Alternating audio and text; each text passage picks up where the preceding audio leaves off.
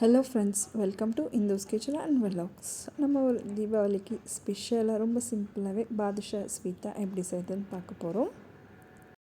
So இப்போ ஒரு cup அளவுக்கு மைதா மாவு ஜலிச்சு எடுத்துக்கோங்க. ஜலிச்சு எடுத்துக்கிட்டோம் அப்படின்னா ரொம்ப சாஃப்டாக வரும் பாதுஷா. அதனால் ஜலிச்சு எடுத்துக்கலாம். ஒரு 1/4 கப் அளவுக்கு தயிர் சேர்த்துக்கோங்க.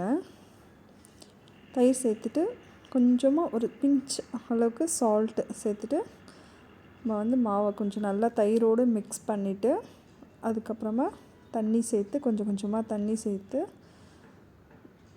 மாவை நல்லா பிசைஞ்சு எடுத்துக்கலாம்.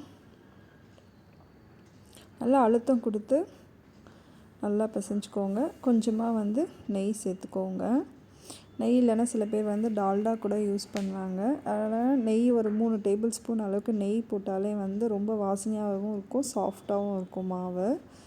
பாருங்கள், கொஞ்சம் கை ஒரு விரல் வச்சு ப்ரெஸ் பண்ணாலே அந்த சாஃப்ட்னஸ் தெரியும்.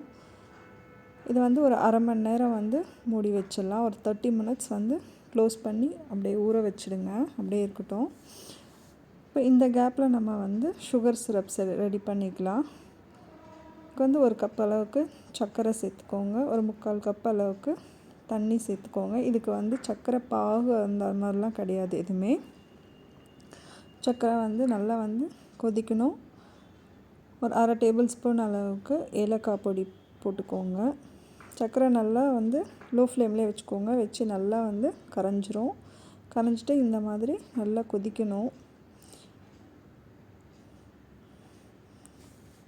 நல்லா கொதித்ததுக்கப்புறமா ஆஃப் பண்ணிடலாம். ஆஃப் பண்ணிவிட்டு ஒரு தட்டு போட்டு மூடிக்கோங்க. இப்போ பாதுஷா நம்ம முதல்ல எண்ணெயில் போட்டு ஃப்ரை பண்ணி எடுத்துடலாம்.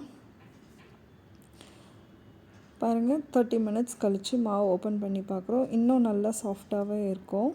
மாவு பிசைஞ்சோன்னா அட்லீஸ்ட் ஒரு 15 நிமிஷத்துலேருந்து ஒரு 30 நிமிஷம் வரைக்கும் கண்டிப்பாக ஊற வைக்கணும். இல்லை உங்களுக்கு எந்த சைஸ்க்கு வேணுமோ அந்த சைஸ்க்கு கொஞ்சம் கொஞ்சமாக எடுத்து நம்ம நல்லா அழுத்தம் கொடுத்து நல்லா உருண்டை பண்ணிக்கலாம். ஏன்னா அப்போ தான் மிடில் அந்த விரிசல் இல்லாமல் இருக்கும். இப்போ 2 கையில் வச்சு ப்ரெஸ் பண்ணிக்கோங்க. ப்ரெஸ் பண்ணிவிட்டு கட்டை விரல் வச்சு நம்ம சென்டரில் ஒரு குழி போல் போட்டுக்கோங்க. இதே மாதிரியே எல்லாமே செய்து ஒரு பிளேட்டில் வச்சிடலாம். பொரிச்சு எடுக்கும் போது ஒரு 3 இல்லை 4 பீஸ் அந்த மாதிரி, கொஞ்சம் பெரிய வானலாக இருந்ததுன்னா ஒரு 5-6 பீஸ் கூட நீங்கள் போட்டுக்கோங்க. ஏன்னா அது ஃப்ரை பண்ணி பொரித்து மேலே வரும்போது கொஞ்சம் உப்பி வரும்.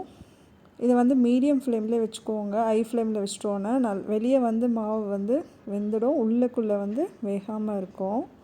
அதனால் மீடியம் ஃப்ளேம்லேயே வச்சுட்டு 2 சைடும் திருப்பி போடுங்க. கொஞ்சம் கலர் நல்லாவே சேஞ்ச் ஆகணும். லோ ஃப்ளேம்லேயே வச்சுட்டு பண்ணுங்கள். இது நல்லா வெந்ததுக்கப்புறமா அந்த பபுள்ஸ் எல்லாம் கொஞ்சம் கொஞ்சமாக குறைய ஆரம்பிச்சிடும். அந்த ஸ்டேஜில் வெளியே எடுத்துடலாம். ஆனால் கம்ப்ளீட்டாக மீடியம் ஃப்ளேம்லேயே தான் வச்சுட்டு நீங்கள் பொரிச்சு எடுக்கணும்.